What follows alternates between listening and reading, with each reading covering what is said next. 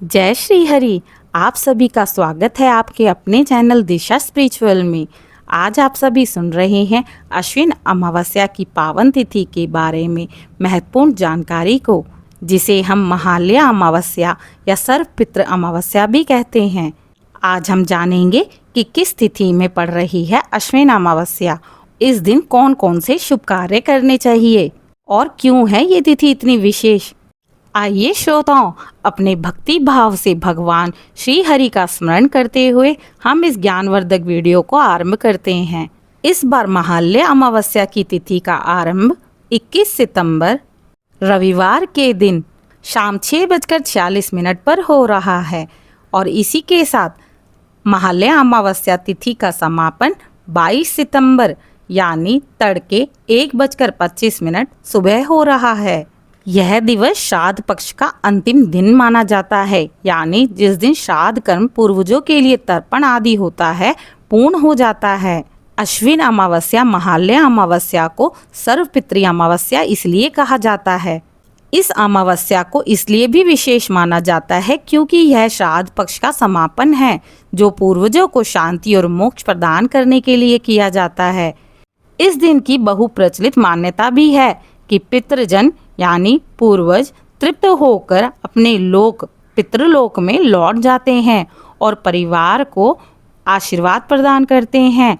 पुराणों और ज्योतिष शास्त्रों में भी यह दिन अत्यंत पुण्यकारी माना गया है, जब दान पूजा विशेष फलदायक मानी जाती है। श्रोताओं, साथ ही आपको यह भी बता दें, इस तिथि के तुरंत बाद शारदीय नवरात्रि की शुरुआत हो जाती है, इसलिए यह आध्यात्मिक रूप से बहुत ही महत्व रखता है।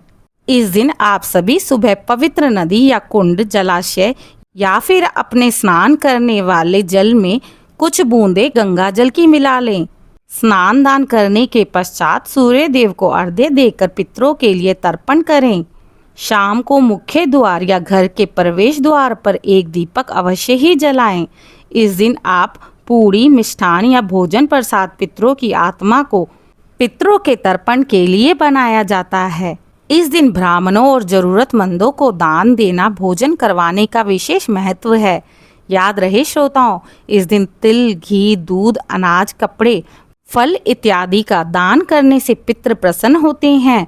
यह श्राद्ध का अंतिम दिन होने के कारण श्राद्ध की तिथि याद ना हो तो इस दिन श्राद्ध किया जा सकता है, इसलिए इसे सर्वपितृ अमावस्या कहा जाता है। पिंडदान, पितृ पूजा, तृप्तिदायक कर्म इसी दिन संपन्न होते हैं।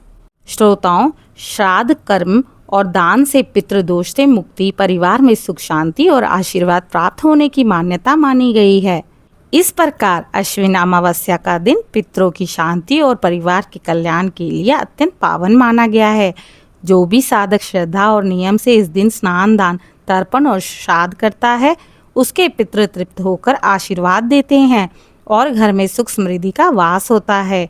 तो आइए श्रोताओं, हम सब भी इस पावन दिन अपने पूर्वजों को याद करें, उनका स्मरण करें और पुण्य का लाभ प्राप्त करें।